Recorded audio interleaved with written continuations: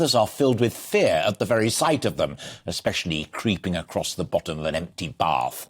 Well, it seems there could be even more to these remarkable creatures than we thought.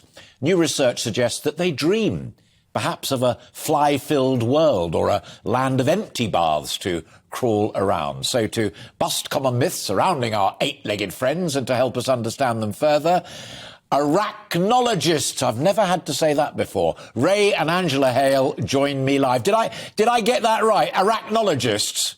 I know what an arachnophobiac is. Yeah. Good. How do we know that they dream? Well, OK, recent research has suggested that when spiders are at rest, particularly jumping spiders are at rest, that there is a rapid eye movement on the retinas, very similar to humans, and this would suggest that they possibly dream.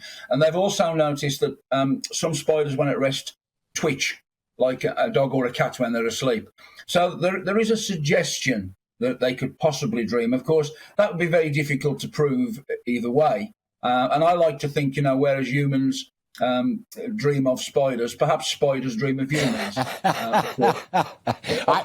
We are much more of a threat to them than they are to us. Well, as I said in the introduction, I absolutely adore them, not least Angela, because I genuinely see them as artists. And YouTube is full of the most wonderful clips of them constructing not just a flycatcher web, but something that is Leonardo da Vinci standard of beauty and mathematical precision. Yeah, they're at the top of their game, really. You can tell a spider, or rather, if you look at a web, you can tell what sort of spider it is by the shape of their web. Because we have to bear in mind there's something like 82,000 different types of spider on the planet. And most of them spin slightly different webs. Some don't spin webs at all. And just by looking at a spider's web, you can often say what species has made the web. We're just, people who are listening to the conversation on radio rather than watching on telly, we are looking at a lovely, beautiful web there and looks as if he or she's done quite well already, because in the middle there are a few bits and bobs. But forgive me, Angela and Ray, if this sounds a naive question. How do is it instinctive that they know how not only to make a web, but to make their particular type of web that is peculiar to their species?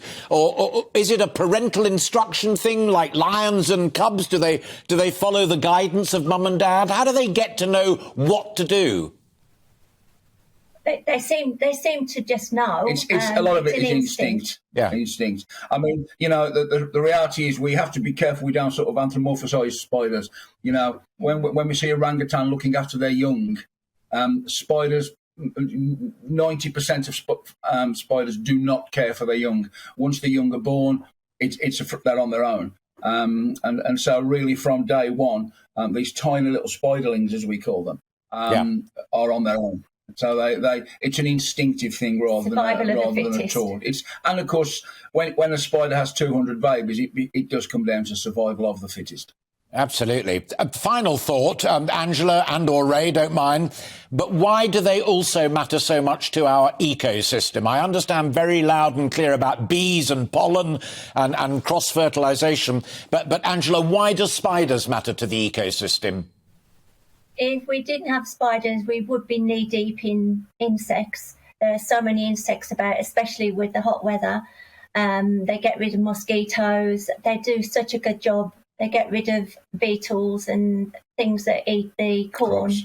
The crops. So they are in actual fact part of the ecosystem. So if we didn't have spiders, there would be a gap between insects and birds. And so we need those spiders to eat the insects, and they eat a lot of insects, and in turn the birds eat the spiders, and so you will see that they are part of the food chain, and without them, they are our friends, and as I say, without them we would be in serious trouble.